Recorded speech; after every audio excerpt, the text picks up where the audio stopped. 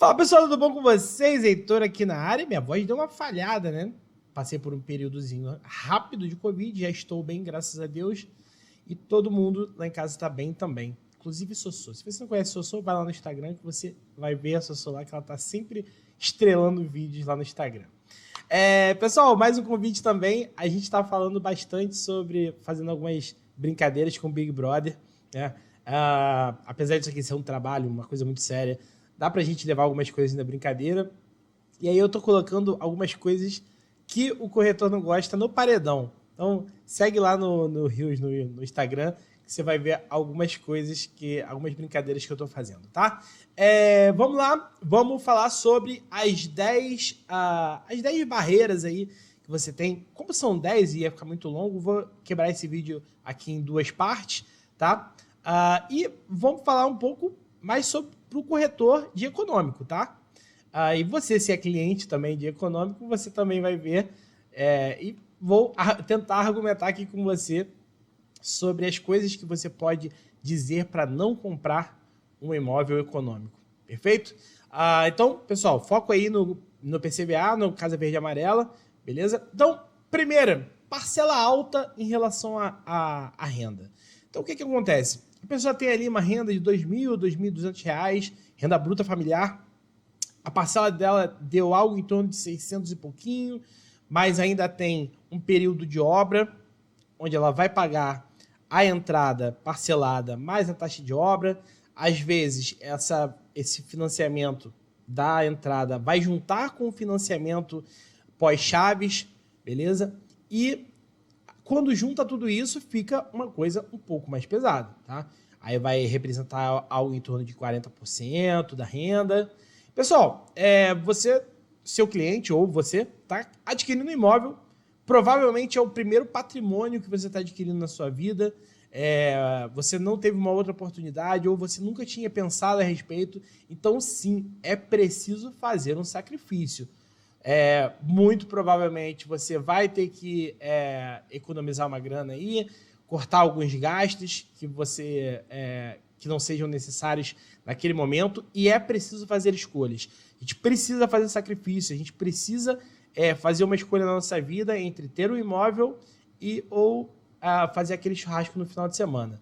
Tá? É um sacrifício bem temporário, pessoal. Não a gente tem no máximo 3 anos de obra, 36 meses, e no máximo 60 parcelas de parcelamento da entrada. Então, a gente está juntando aí algo entre 36 e 24 meses. Então, você vai passar aí algo em torno de 3, 4 anos economizando, tá? Destinando esse dinheiro para o seu imóvel, para o seu primeiro patrimônio. Então, essa é a primeira objeção do cliente PCVA. É uma que, particularmente para mim, só uma vez que eu não consegui, apesar de ter dado todo esse argumento para o cliente, ainda assim ficou pesado para ela, ela preferiu não fazer. Tá? Mas uma característica dessa cliente especificamente é que ela era muito nova. Então ela podia se dar ao luxo, né, de deixar essa compra um pouco mais para frente. Segunda, eu queria uma casa, eu não queria um apartamento. Tá? Pessoal, Casa Verde e Amarela, ele é feito para adensamento. O que é adensamento? Colocar bastante gente numa área que, em tese, só daria uma casa. A gente coloca, às vezes, 5 famílias. A gente está falando de verticalização, né? A gente está falando de construções, de prédios, de edifícios. 4 pavimentos, 5 pavimentos. E as pessoas, quando estão buscando, mas eu queria uma casa. Bom, os incentivos econômicos para o Casa Verde e Amarela, eles precisam do adensamento. A gente está falando de as prefeituras dando as autorizações para esse tipo de construção, para edifícios, tá? Enquanto que empreendimentos de casas, sim, existem, mas são muito mais afastados dos grandes centros, tá? E aí eu estou trazendo aqui para o Rio de Janeiro, por exemplo. A gente tem Casa Verde e Amarela, casas.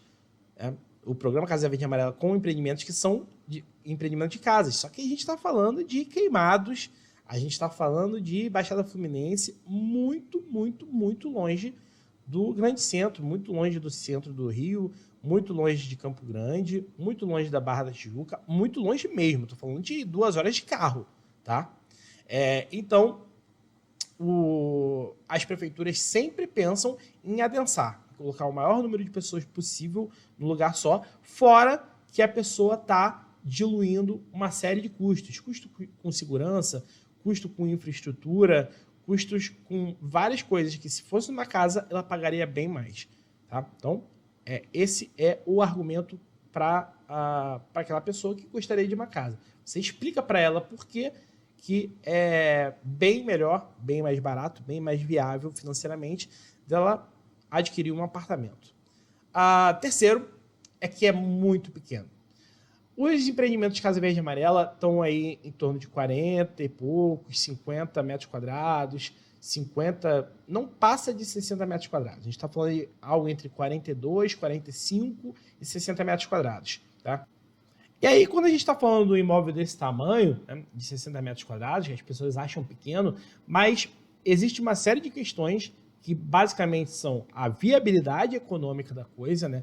A incorporadora ela só consegue viabilizar aquele imóvel naquele preço porque existe um custo de construção por metro quadrado, e o limite do Casa Verde e Amarela, hoje a gente está falando de R$264 mil, eles só conseguem viabilizar se for nessa área. Ponto número 1. Ponto número 2. A arquitetura aí, pessoal, ela agora é o que está mandando, são unidades menores. Então, por exemplo, a minha avó morou num 90 metros quadrados de 2 quartos. Tá? Eu lembro bem disso, que quando minha mãe ia trabalhar, ficava na casa da minha avó, depois da escola. Era um apartamento gigantesco, é uma sala que devia ter só a sala uns 40, 50 metros quadrados. Né? Mas não é mais o que a arquitetura manda. Primeiro, porque é difícil de viabilizar. Segundo, porque as pessoas não precisam de tanto espaço. As pessoas conseguem ficar num espaço que é muito melhor aproveitado. A arquitetura está estudando muito essas questões. Até quando a gente está falando de... Eu olhei aqui para o lado que eu vi uma televisão. Né? Até quando a gente está falando de televisão, você precisa de menos espaço para colocar sua televisão hoje. Os móveis estão sendo muito mais otimizados para pequenos espaços. Né? Aí a gente não está falando de estúdio, não, de 30 metros quadrados. A gente está falando de mais de 45 metros quadrados nos Casa Verde e Amarela. Então, é sim bastante tranquilo de ficar uma família de 3, 4 pessoas. Não tem grandes dificuldades, não, tá? 4. Não tem vaga de garagem.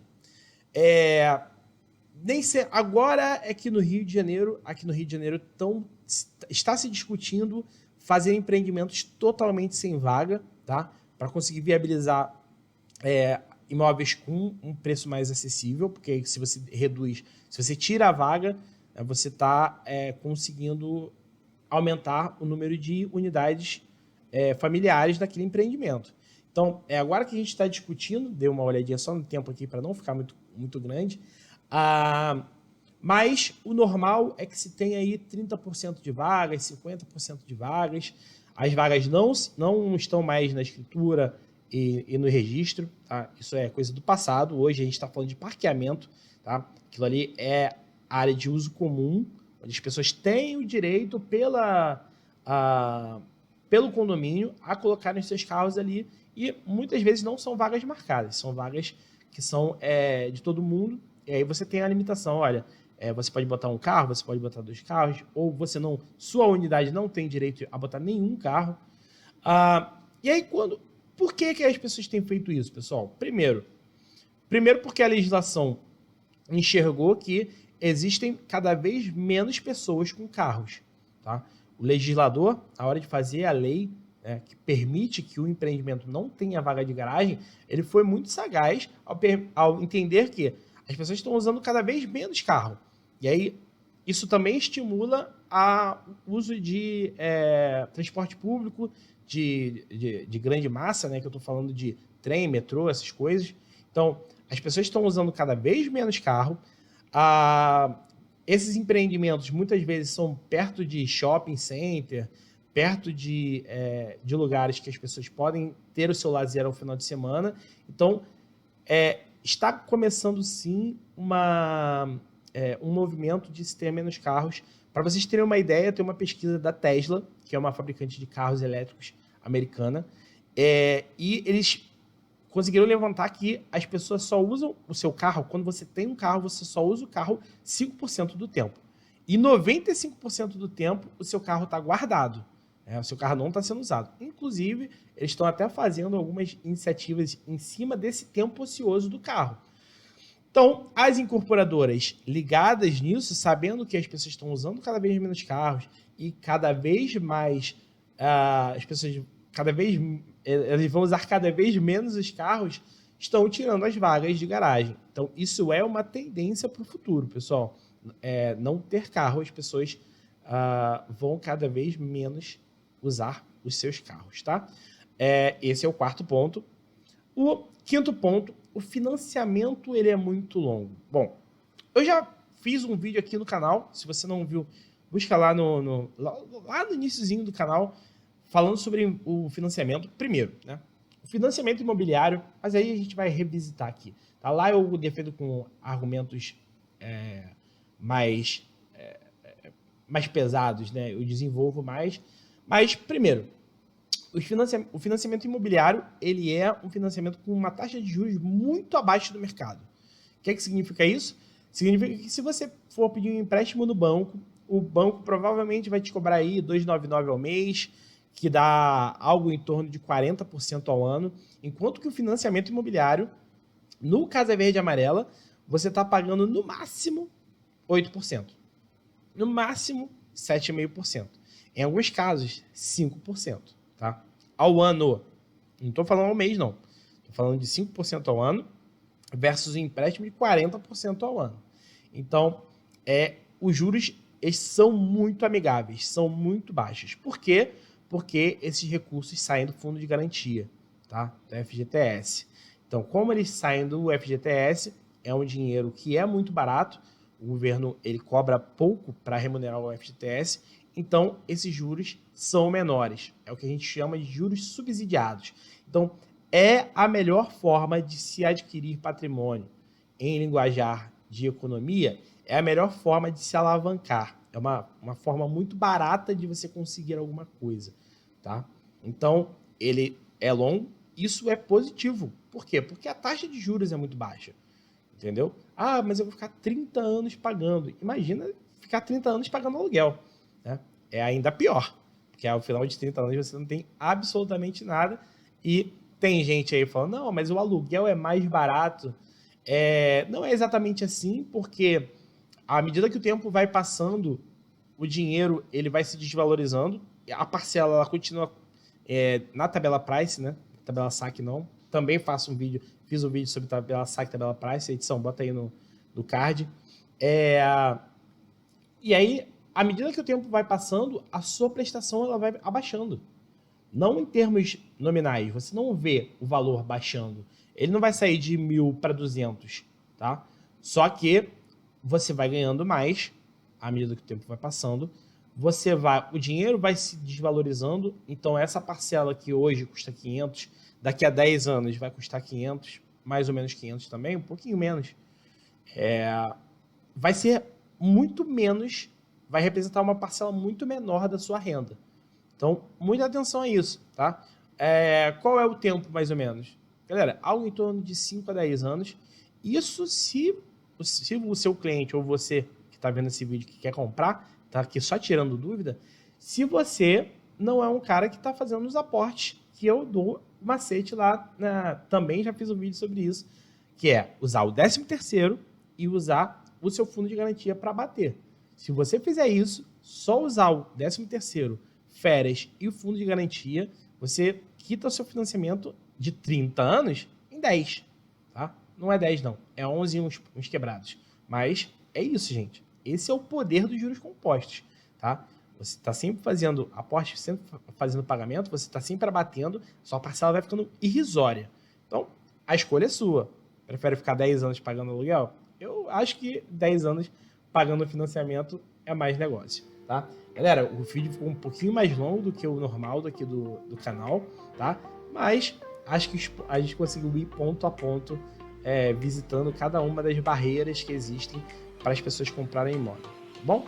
Então, fico por aqui, vou acabar logo esse vídeo para a gente não gastar muito mais tempo, ainda tem a parte 2 desse vídeo, tá? Valeu, galera, é isso aí. Achei o botão. Tchau, tchau.